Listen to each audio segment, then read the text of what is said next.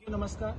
साथियों, जैसा कि संगठन के संज्ञान में आया है कि बस यूनियन ने आरटीओ महोदय को एक ज्ञापन दिया है, जिसमें उन्होंने आरोप लगाया है कि रिक्शा वाले जो है वो बस के आगे गाड़ियां लगा देते हैं और अगले गांव होने का दावा करके और बस वालों को मारते पीटते, जबकि कई बार कई मैनेजरों के ऊपर कार्रवाई हुई है जिन्होंने रिक्शा चालकों को मारा और पीटा है और जिसको मीडिया ने प्रमुखता से छापा भी है। तो कौन किसको मार रहा है ये अच्छी तरीके से पता है। हमेशा बस वाले रिक्शा वालों के साथ उनका शोषण करते हैं, उनसे मारपीट करते हैं, उनकी सवारियां उतार लेते हैं जो उनके रिक्शे में बैठी हुई होती हैं। दूसरी चीज़ उन्होंने कहा था कि आरटीओ महोदय और एसडीएम महोदय ने जो एक आदेश पारित किया था कि 3 किलोमीटर के अंदर चलेंगे।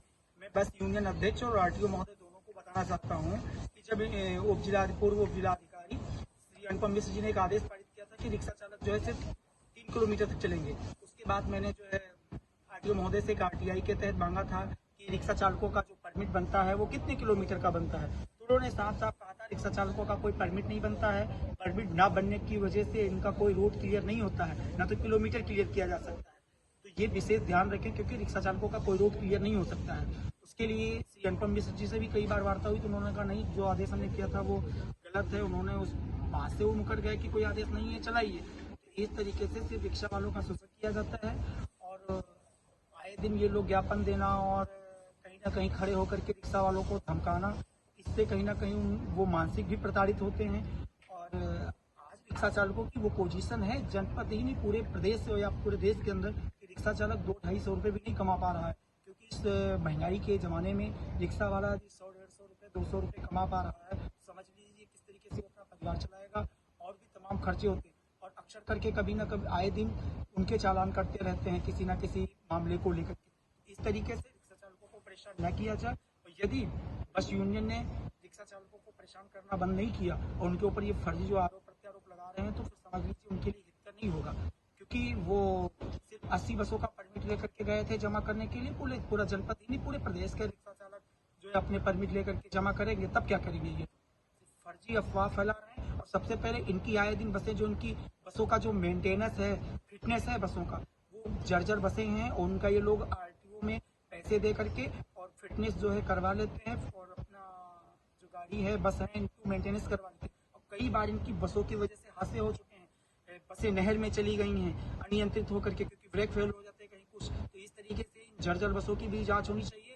और आरटीओ विभाग में जो इनके बसों के रजिस्ट्रेशन हैं और जो फिटनेस बन जाता है उसकी भी मेरी जिला अधिकारी महोदय से मांग है कि इसकी भी एक जांच होनी चाहिए, क्योंकि जर्जर बसों की वजह से आए दिन एक्सीडेंट होते हैं। एक खमरिया मिल की तरफ भटपर साइड में एक बस फेल हुई थी, ब्रेक फेल हुआ था, उसमें सैकड़ों यात्री खत्म हो गए थे।